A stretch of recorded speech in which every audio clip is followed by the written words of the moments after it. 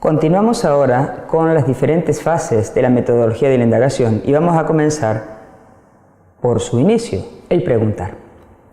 Las preguntas son el motor de cualquier investigación científica porque son su punto de partida, porque concretan lo que se quiere hacer o saber en función de los objetivos en un momento determinado del proceso de investigación y sirven para interrogarse sobre el propio conocimiento y sobre los procesos usados para hacerlo.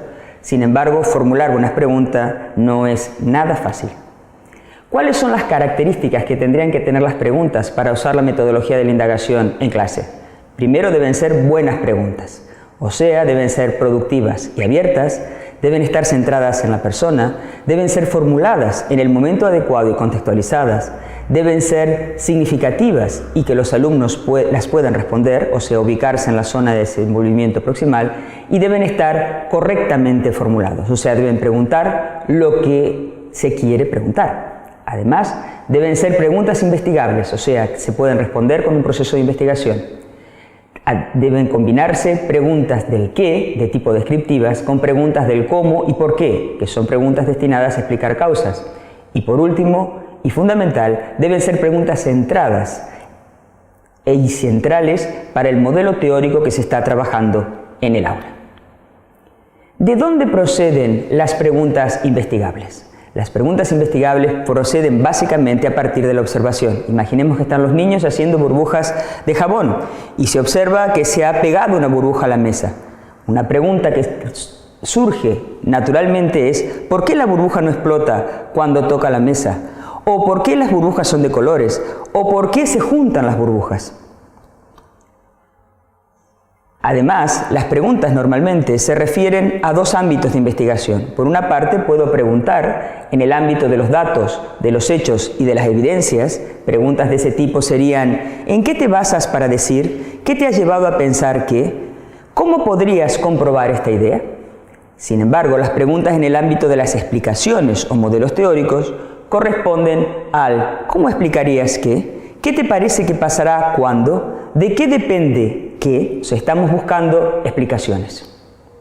Por ejemplo, aquí tenemos un ejemplo de cómo, preguntas de qué, de cómo y de por qué en el caso de seres vivos. En este caso en particular van a ser preguntas que no se va a poder investigar a partir de una experiencia, sino a partir de la observación. Por ejemplo, podemos preguntar, observando a una pareja de patos, ¿qué? ¿Cómo es el pico de lana de real masculino y el de la hembra? Saber sobre las causas implica preguntar ¿cómo? ¿Por qué el macho tiene colores y la hembra no? Y por último, saber las causas finales, que son las causas evolutivas, nos lleva a las preguntas del por qué explicativo. ¿Por qué el macho tiene colores y la hembra no tiene los colores? O sea, fíjense que entre el cómo y el por qué hay una diferencia. Entre el cómo podemos ver el tema de los pigmentos, más descriptiva. En cambio, en el por qué vamos a buscar una explicación. No estamos pretendiendo que los niños alcancen una explicación. En este caso, tenemos otro ejemplo sobre preguntas que pueden ser investigables empíricamente. ¿Qué ocurre cuando añadimos aceite en un vaso con la mitad de agua y cuando posteriormente añadimos unos gramos de sal? Aquí tenemos una serie de preguntas que se pueden realizar los alumnos siguiendo los pasos que suceden y la observación del fenómeno. Por ejemplo, podemos tener unas preguntas iniciales indicando qué es lo que sucede, por qué sucede esto, o algunas preguntas más específicas. En esta experiencia en particular se mezclan dos conceptos, dos grupos de conceptos. Por un lado, los conceptos de la densidad, y ahí podríamos preguntar ¿qué sucede con el agua y el aceite? ¿Quién queda arriba? Siempre que mezclamos dos líquidos pasa lo mismo. ¿Cómo podríamos averiguarlo? Por otra parte, cuando echamos la sal, entra en juego los conceptos de solubilidad y miscibilidad. Y podríamos preguntar a los alumnos ¿qué sucederá si mezclamos sal y agua? ¿De qué están hechas las burbujas que suben o que bajan? ¿Por qué la burbuja vuelve a la superficie con el resto de aceite que quedó flotando? Fijaos la cantidad de preguntas que podemos desarrollar a partir de una experiencia tan sencilla.